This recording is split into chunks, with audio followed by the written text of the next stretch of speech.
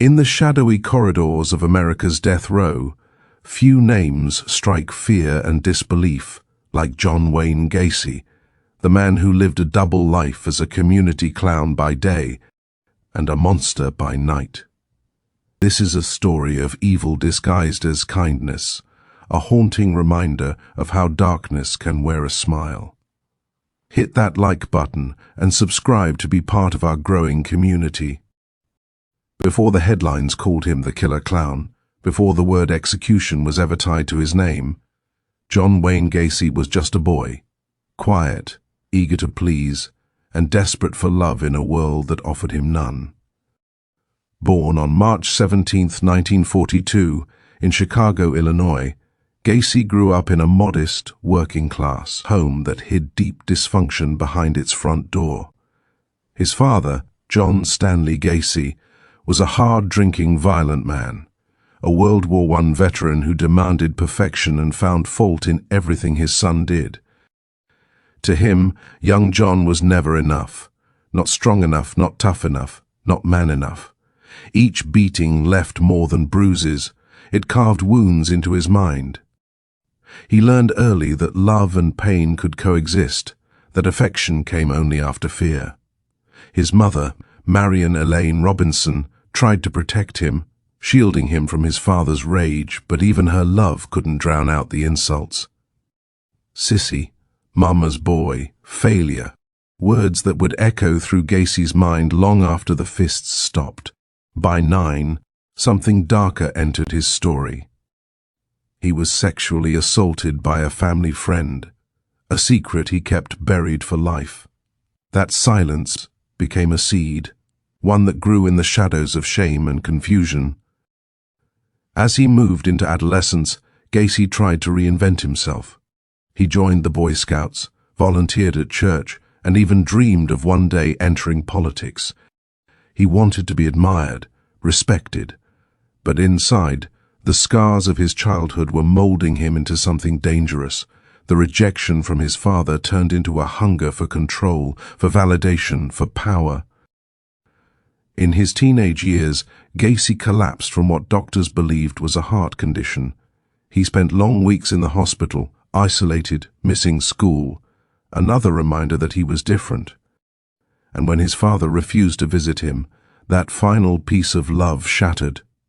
Sometimes monsters aren't born overnight. They're shaped by cruelty, neglect, and an aching need to be seen. After leaving home, Gacy tried to escape his past. He moved to Las Vegas, then back to Chicago, working odd jobs before enrolling in business college. He had charm. People liked him. He smiled easily, spoke politely, and could make anyone feel at ease. But that charisma was only a mask. By his early 20s, Gacy was managing 3 Kentucky Fried Chicken restaurants in Waterloo, Iowa, thanks to his wife's family. On the outside, he looked like the American dream, a successful businessman, a husband, a community leader. He joined the local JCs, a civic group focused on leadership and charity. But even there, whispers followed him, strange rumors about parties, alcohol, and young men. And then, in 1968, the mask cracked. He was arrested and charged with sexually assaulting 2 teenage boys. He denied it, of course, claimed it was a setup. But the evidence was overwhelming. Gacy was sentenced to 10 years in prison. His wife divorced him, his children were taken away, and his father, the man he once feared most, died while Gacy sat behind bars. He didn't even attend the funeral. But here's where it gets unsettling. In prison, Gacy was a model inmate. He organized events, worked in the kitchen, and even earned the respect of guards. Within 18 months, he was granted early release for good behavior. 18 months. That's all it took for a convicted sex offender to walk free, back into society, back into the suburbs, back into the shadows. When Gacy returned to Chicago, he seemed reformed. He bought a house at 8213 West Somerdale Avenue, started a construction business, and even dressed up as a clown for children's charity events.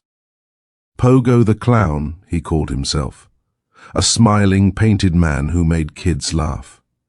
But beneath that makeup was a soul rotting from within. He wasn't reformed.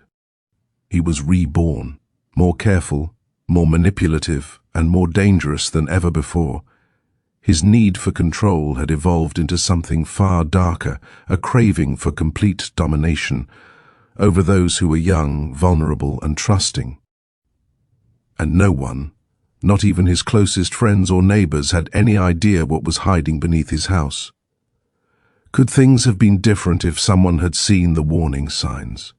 If the system had kept him behind bars? Or was John Wayne Gacy's fate already written, long before the murders began? Drop your thoughts in the comments. It began like so many horror stories do, quietly, unnoticed, behind the walls of a normal home. But inside 8213 West Summerdale Avenue, a modest suburban house in Norwood Park, Illinois, lived one of America's most horrifying secrets. From the outside, John Wayne Gacy was everything his neighbors admired: a friendly contractor, a hard worker, the man who threw block parties and dressed up as Pogo the Clown for charity events. He was the smiling face of the community, a man who shook hands with politicians, hosted dinners, and helped fix people's homes. But behind that painted smile was a predator. Between 1972 and 1978, Gacy would lure young men and teenage boys to his house under the promise of a job, quick cash, or a place to hang out. Many were runaways or kids from troubled homes. To them, Gacy seemed trustworthy, kind even. They had no idea they were walking into a house of horrors.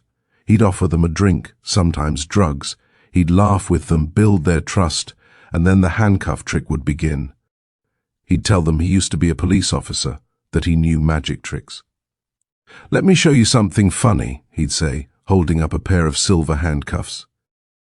He'd slip one on himself, pretending to show how they worked. Then, in one smooth motion, he'd lock the other cuff onto his unsuspecting guest. And once they realized it wasn't a trick, it was already too late. Gacy's voice would change. His laughter would fade. He'd look them dead in the eyes and whisper, "You know, the trick is, you have to have the key." That's when the torture began. He'd bind them, sexually assault them, and strangle them, sometimes with a rope, sometimes with his bare hands. And when he was done, he'd drag their bodies into the crawl space beneath his home, where he'd dig shallow graves himself. He called it his burial ground. Over the years, the stench beneath his house grew unbearable. Neighbors complained of a foul smell, one Gacy blamed on flooding or dead rats. But no one could have imagined the truth, that beneath their feet lay the remains of dozens of missing boys. As his body count climbed, Gacy's arrogance grew. He continued to attend charity events, appear in parades, and host gatherings as Pogo the Clown. That duality, laughter above, death below, became his signature. It's almost unthinkable. The same man who painted children's faces during the day was burying his victims at night. He was living two lives, one adored, one unspeakable. But by 1978, cracks began to show. On December 11th, a 15-year-old boy named Robert Piest vanished after telling his mother he was going to see Gacy about a construction job. That single act, a teenage boy chasing opportunity, would unravel everything. When police questioned Gacy, his story shifted again and again. He claimed he'd never met the boy, then later said he might have, but didn't remember. Officers began to suspect something deeper. They surveilled him, followed him, and eventually obtained a search warrant. The first visit revealed something odd: a crawl space covered with lime, a strange smell, and items belonging to missing teens. But it wasn't until December 21st, 1978, that the nightmare fully surfaced. As investigators returned with a second warrant, an officer descended into the crawl space, flashlight trembling, and saw it, a human arm protruding from the dirt. That discovery shattered the illusion forever. Over the following days, police uncovered body after body, each wrapped, stacked, and buried with methodical precision. 29 corpses lay beneath his home. 4 more had been dumped in the nearby Des Plaines River. The total 33 victims. The youngest was just 14. Each name represented a life. A son, a brother, a friend, erased by a man who hid behind grease paint and smiles. And yet, even as the evidence piled up, Gacy denied everything. He blamed multiple personalities, claiming Jack, his alter ego, committed the murders. Was it delusion, or just another manipulation? Experts later diagnosed him with antisocial personality disorder, meaning he knew what he was doing, and he simply didn't care. But here's where it gets haunting. Even after his arrest, Gacy kept his composure. He smiled for cameras, joked with detectives, and even ordered Kentucky Fried Chicken, the same meal he once served during his picture-perfect family years. How could someone capable of such evil remain so calm? Was it madness or total awareness? Drop your thoughts in the comments. The discovery of those bodies would shock not just Chicago, but the entire world. America had seen killers before, but never one who hid behind the face of a clown. It forced the country to confront an unbearable truth that monsters don't always hide in the dark. Sometimes they smile at us from across the street. Gacy's reign of terror was over, but for the families of his victims, the pain had just begun. Justice was coming, but so were the questions.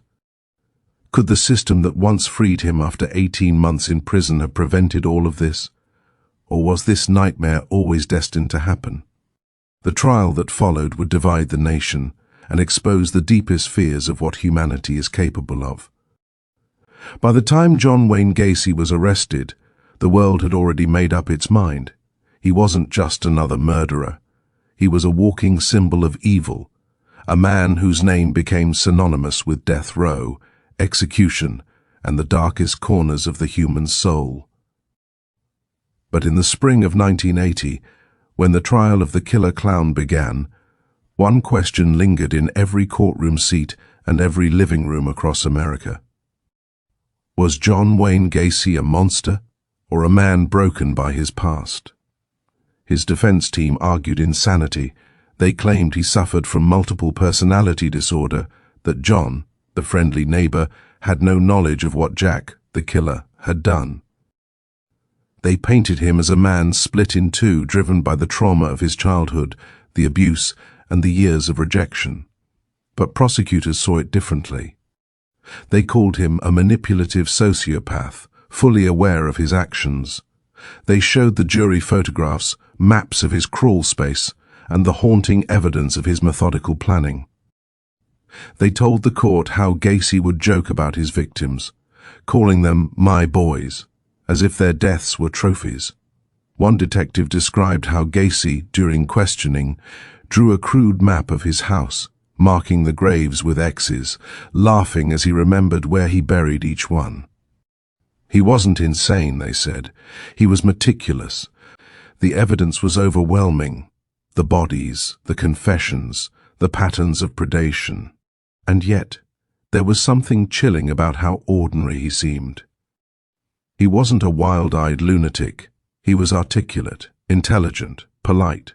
He shook hands with guards. He joked with reporters. He was proof that evil can look completely normal, and that realization terrified everyone. On March 12, 1980, after less than 2 hours of deliberation, the jury returned. Guilty, 33 counts of murder. The judge pronounced the sentence, death by lethal injection. As the words echoed through the courtroom, some families wept. Others whispered prayers. Gacy showed no emotion. He simply nodded, smirked, and whispered to his attorney, "They'll never kill me." But he was wrong. Gacy's years on death row began at Menard Correctional Center in Illinois. There, behind the cold walls of the state's most secure prison, the once celebrated community man became inmate C-77. For 14 years, he lived a life of eerie comfort for a man awaiting execution. He painted hundreds of portraits, mostly of clowns, sometimes of Jesus, sometimes of skulls. Collectors would later buy them for thousands of dollars, calling them art from the mind of evil. He granted interviews mocking the justice system, claiming he was framed, even saying, "I never killed anyone, the government did." Each statement deepened the hatred people felt toward him, yet also sparked something strange, fascination. How could someone so monstrous still see himself as the victim? Was Gacy truly delusional, or was he playing one final psychological game with the world? Did he believe his own lies, or did he simply enjoy watching the nation recoil? Drop your thoughts in the comments. In his final appeal, his lawyers argued that media bias had robbed him of a fair trial. But the courts didn't buy it. Every motion was denied, every hope of reprieve gone. And so, after nearly a decade and a half of fighting, the countdown began. His execution date was set, May 10, 1994. Across America, people celebrated. For many, this was justice long overdue, a punishment that fit the unspeakable crimes. But others saw something darker in that celebration. When the state kills a killer, are we delivering justice or repeating the cycle of death he began? The debate burned in homes, churches, classrooms, and television studios. Some said his execution was necessary to bring closure. Others said it revealed the moral contradiction of a society that condemns murder by killing. John Wayne Gacy's story would not end in prison walls. It would end in the death chamber, under the blinding lights of justice, with the world watching, waiting to hear his final words. But when that moment came, what he said stunned everyone. May 9, 1994. After 14 long years on death row, John Wayne Gacy spent his final night alive inside the Stateville Correctional Center in Illinois, a prison that had already become a tomb for men awaiting the death penalty. But for Gacy, the end was not met with remorse. It was met with arrogance. He had lived two lives, the man of the community and the monster beneath it.